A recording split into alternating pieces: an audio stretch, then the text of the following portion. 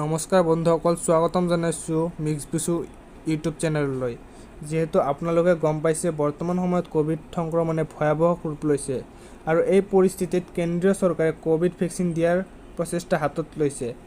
তো এই ভেকচিনেশ্যন প্ৰক্ৰিয়া 18 বছৰৰ পৰা আৰম্ভ কৰা হৈছে আৰু এই ভেকচিনেশ্যন প্ৰক্ৰিয়াৰ বাবে প্ৰথমতে আপুনি ৰেজিষ্ট্ৰেশ্যন কৰিব লাগে। তো ৰেজিষ্ট্ৰেশ্যন কেনেকৈ কৰে আজি মই আপোনালোকৰ লগত আলোচনা কৰিম। তো আহক ভিডিঅ'টো আমি আৰম্ভ কৰোঁ।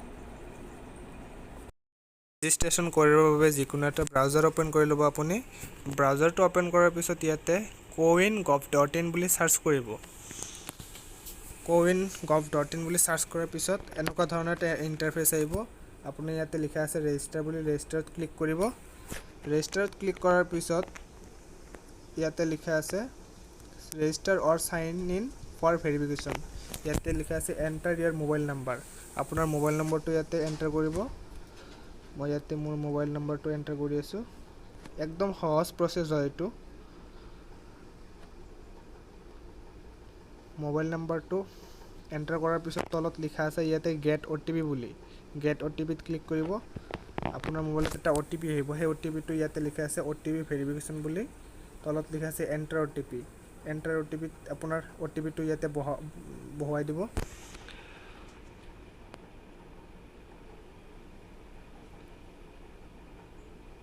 মই মোৰ OTPটো ইয়াতে এণ্টাৰ কৰিছোঁ। তলত লিখা আছে ভেৰিফাই এণ্ড প্ৰচেছড। ইয়াতে ৱেলকাম ৰেজিষ্টাৰ মেম্বাৰ।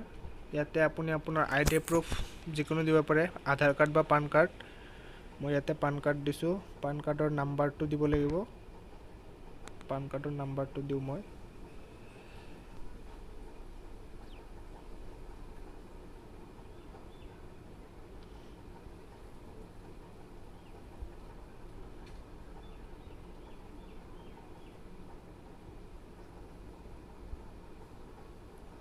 পান কাৰ্ডৰ নাম্বাৰটো দিয়াৰ পিছত ইয়াতে তলত লিখা আছে কাৰ্ডত থকা নামটো দিব দিছে ইয়াতে।